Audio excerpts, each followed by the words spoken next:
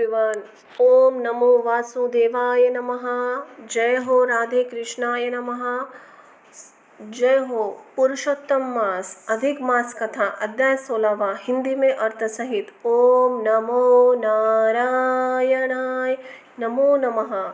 श्री नारायण बोले, हे महाप्राज्ञ, हे नारद, वाल्मीकि ऋषि ने जो परम अद्भुत चरित्र धुंधनवा राजा से कहा, उस चरित्र को मैं कहता हूँ, तुम सुनो। वाल्मीकि ऋषि ने धुंधवन, हे महाराज, हमारे वचन को सुनिए। गरुड़ जी ने केशव भगवान की आज्ञा से इस ब्राह्मण को श्रेष्ठ कहा। गरुड़ जी बोले, हे द्विज श्रेष्ठ, तुमको 7 जन्म तक पुत्र का सुख नहीं है। जो हरि भगवान ने कहा सो इस समय तुमको वही वैसा ही होगा। फिर भी कृपा से स्वामी की आज्ञा पाकर मैं तुमको पुत्र दूंगा। हे तपोधन, हमारे अंश को तुमको पुत्र होगा, जिस पुत्र से गौतमी के साथ तुम मनोरथ प्राप्त करोगे। किंतु उस पुत्र से होने वाले दुख तुम दोनों को अवश्य होगा।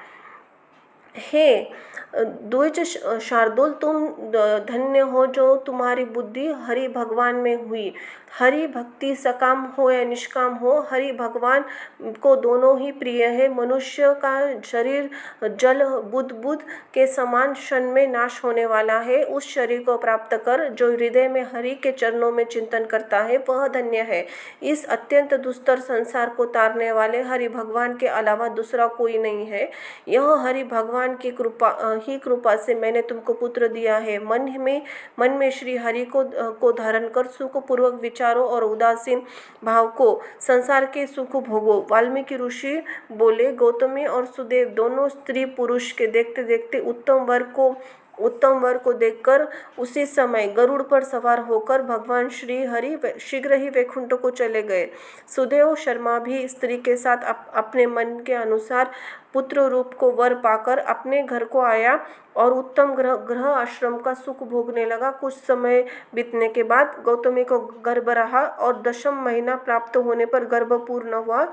प्रसूति काल आने पर गौतमी ने उत्तम पुत्र पैदा किया और पुत्र होने पर सुदेव शर्मा का बहुत प्रसन्न हुआ। श्रेष्ठ ब्राह्मणों को बुलाकर जात कर्म किया। अच्छी तरह से स्नान कर ब्राह्मण श्रेष्ठ सुदेव शर्मा ने उन ब्राह्मणों को बहुत दान दिया।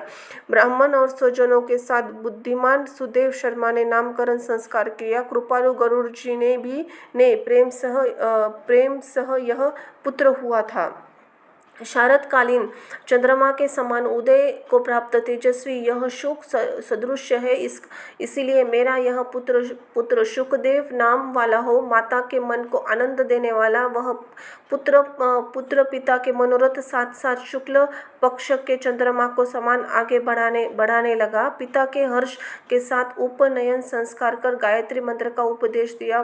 बाद में वह बालक वेद आरंभ संस्कार को प्राप्त कर ब्रह्मचर्य व्रत में स्थित हुआ। वह उस ब्रह्मचर्य से तेज युक्त बालक साक्षात दूसरे सूर्य के समान शोभित हुआ। बुद्धि सागर उस बालक ने वेद अध्ययन प्रारंभ किया। उस गुरु वत्सल बालक ने सद्बुद्धि से अपने गुरु को प्रसन्न किया। गुरु एक बार कहने मात्र से ही वह समस्त विद्या प्राप्त किया। वाल्मीकि ऋषि बोले, एक समय कोटि सूर्य के समान प्रभाव वाले देवल ऋषि आए। उनको देखकर हर्ष ने सुदेव शर्मा ने दंडवत प्रणाम किया। अर्धपाद्य आदि से विधि पूर्वक उन देवल मुनि की पूजा कर महात्मा देवल के लिए आसन दिया। आदि तेजस्वी देव दर्शन देवल ऋषि के आसन पर बैठ गए। बाद अपने चरणों पर बालक को गिरे हुए देखकर देवल ऋषि बोले, देवल मुनि बोले, आहो हे सुदेव, तुम धन्य हो। तुम्हारे ऊपर भगवान प्रसन्न हुए क्योंकि तुमने दुर्लभ सुंदर श्रेष्ठ पुत्र को प्राप्त किया। ऐसा विनीत बुद्धिमान बोलने में चतुर वेद पाठी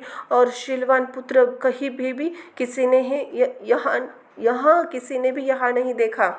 ये पुत्र यहाँ आओ, तुम्हारे हाथ में यह कौतुक क्या देखता हूँ। सुंदर छत्र, 2 चांबर, ये रेखा, ये 7 में कमल, जानू तक लेटने के लिए वाले हाथी के सुंड समान तुम्हारे हाथ, कान तक फैले हुए तुम्हारे विशाल लाल नेत्र, शरीर गोल आकार का, त्रिवाली से युक्त पेट है। इस प्रकार इस बालक के विषय में कहकर उस ब्राह्मण को उत्कंठित देखकर देवल ऋषि फिर बोले, आहो हे सुदेव, तुम्हारा लाड़का गुणों का समुद्र है, कंधा और कोख का सिंधी स्थान गुड़ है, शंख के समान उतार चढ़ाव युक्त गाला वाला, चक्कन टेढ़े शीर वाला, बाल वाला, ऊंची छाती, लंबी गर्दन, बराबर कान, बैल के समान कंधा, इस तरह समस्त लक्षणों से युक्त यह पुत्र श्रेष्ठ भाग्य का निधि है। एक बहुत बड़ा दोष है जिससे सब व्यर्थ हो गया। इस प्रकार यह कहकर सिर कांपते हुए दीर्घ श्वास लेते हुए मुनि बोले, प्रथम आयु की परीक्षा करना, बाद में लक्षणों को कहना चाहिए। आयु से हीन बालक के लक्षणों से क्या प्रयोजन है? ये सुदेव, यह तुम्हारा लाड़का 12वें वर्ष में डूबकर मर जाएगा, इससे तुम मन में शोक नहीं करना। अवश्य होने वाला निस्संदेह होकर रहता है। मरण सन्न को औषध देने के समान उसकी कोई प्रतिक्रिया नहीं है। वाल्मीकि ऋषि बोले, देवल मुनि इस प्रकार कहकर ब्रह्मलोक को चले गए और गौतमी साथ सुदेव ब्राह्मण पृथ्वी पर गिर गया। पृथ्वी पर पड़ा हुआ देवल ऋषि के कहने वचनों को स्मरण करते चिरकाल तक विलाप करने लगा।